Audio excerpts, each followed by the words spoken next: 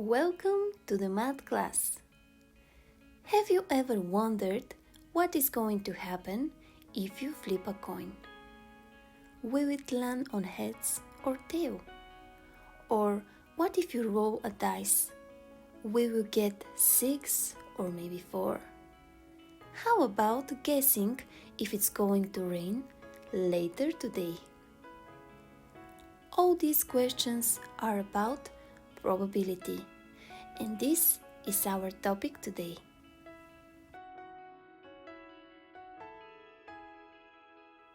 When we talk about probability, we use some special words, and the first one is certain.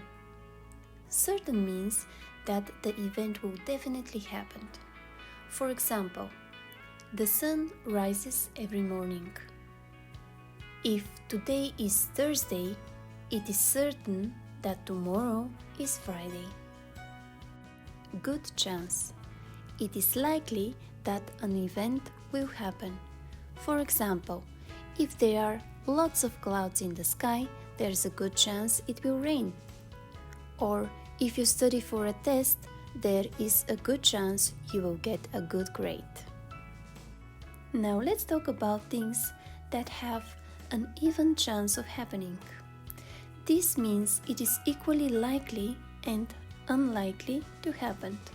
For example, when playing rock, paper and scissors with a friend, there's an even chance that you may win or lose. When something has a poor chance, it means it is not very likely to happen, but it is still not impossible. Now what about a unicorn knocking on your door?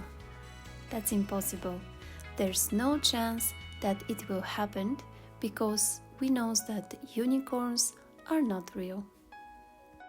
Now that we know the words, let's put them to use. Match the event to the description of its likelihood.